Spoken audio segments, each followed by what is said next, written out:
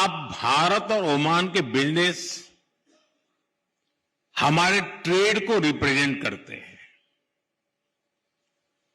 आप उस विरासत के वारिस हैं जिसका सदियों का एक समृद्ध इतिहास रहा है। सभ्यता के आरंभ से ही हमारे पूर्वज एक दूसरे के साथ मैरीटाइम ट्रेड कर रहे थे। अक्सर कहा जाता है कि समंदर के दो किनारे बहुत दूर होते हैं, लेकिन मांडवी और मस्कत के बीच अरब सागर एक मजबूत ब्रिज बना है। एक ऐसा ब्रिज जिसने हमारे रिश्तों को मजबूत किया,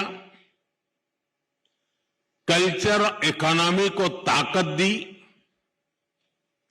आज हम विश्वास के साथ कह सकते हैं कि समंदर की लहरें बदलती हैं, मौसम बदलते हैं, लेकिन भारत ओमान की दोस्ती हर मौसम में और मजबूत होती है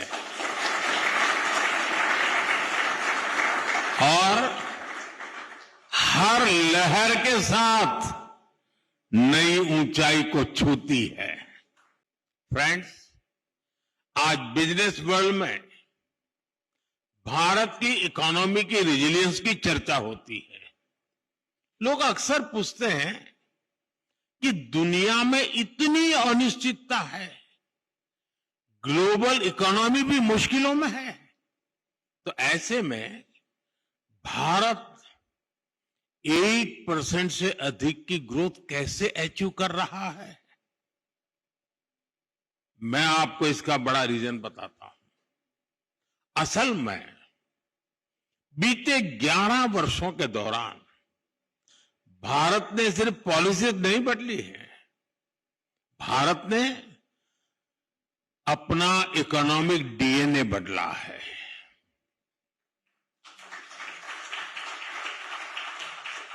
मैं आपको कुछ उदाहरण देता हूं। जैसे गुड्स एंड सर्विस टैक्स यानी जीएसटी है, इसने पूरे भारत को एक इंटीग्रेटेड यूनिफाइड मार्केट में बदला है। इंसॉल्वेंसी एंड बैंकरप्सी कोड से फाइनेंशियल डिसिप्लिन आया, ट्रांसपेरेंसी को बढ़ावा मिला और इससे इन्वेस्टर कॉन्फिडेंस मजबूत हुआ। ऐसे ही हमने कॉरपोरेट टैक्स रिफॉर्म्स किए। इससे भारत दुनिया के मोस्ट कॉम्पिटिटिव इन्वेस्टमेंट डेस्टिनेशन में से एक बन गया है। साथियों, अभी आपने लेबर रिफॉर्म्स की भी चर्चा सुनी होगी। हमने दर्जनों लेबर कोड्स को सिर्फ 4 कोड्स में समेट लिया है। ये भारत के इतिहास के सबसे बड़े लेबर रिफॉर्म्स में से एक है। फ्रेंड, भारत निवेश के लिए एक आकर्षक डेस्टिनेशन है, ये तो दुनिया मानती है। साथ ही भारत एक भरोसेमंद फ्यूचर रेडी पार्टनर है और ओमान इसको बहुत अच्छे से समझता भी है और सराहता भी है। हमारा जॉइंट इन्वेस्टमेंट फंड अनेक वर्षों से दोनों देशों में निवेश को बढ़ावा दे रहा है। एनर्जी हो, ऑयल एंड गैस हो, फर्टिलाइजर्स, हेल्थ, पेट्रोकेमिकल्स और ग्रीन एनर्जी हो, ऐसे हर सेक्टर में नई संभावनाएं बन रही है। लेकिन साथियों, भारत और ओमान सिर्फ इतने से संतुष्ट नहीं है। हम कंफर्ट जोन में नहीं रहते। हमें भारत ओमान पार्टनरशिप को नेक्स्ट लेवल पर ले जाना है। इसके लिए दोनों देशों के बिजनेस वर्ल्ड को अपने कुछ बड़े लक्ष्य तय करने ही होंगे। आपका ये काम मैं कुछ हल्का कर देता हूं। मैं आपको कुछ चैलेंज देता हूं कि ग्रीन एनर्जी में मिलकर कुछ बड़ा कर सकते हैं क्या?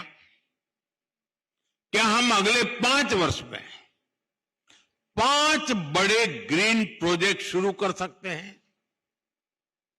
हमें green hydrogen, green ammonia, solar park, energy storage और स्मार्ट ग्रिड के क्षेत्र में नए बेंचमार्क्स बनाने हैं। फ्रेंड्स, एनर्जी सिक्योरिटी जितनी जरूरी है उतनी ही आवश्यक फूड सिक्योरिटी भी है। आने वाले समय में यह एक बड़ा ग्लोबल चैलेंज बनने जा रहा है। क्या हम मिलकर Indian Oman agri innovation hub बना सकते हैं?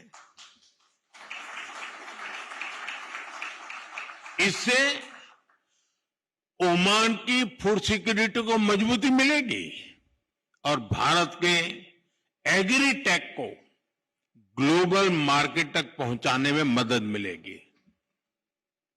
फ्रेंड्स, एग्रीकल्चर तो एक सेक्टर है, ऐसे ही हर सेक्टर में इनोवेशन को बढ़ावा देना जरूरी है।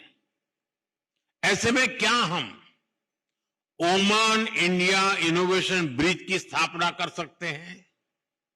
हमें तय करके चलना होगा कि आने वाले 2 वर्षों में 200 भारतीय और ओमानी स्टार्टअप्स को हम जोड़ें।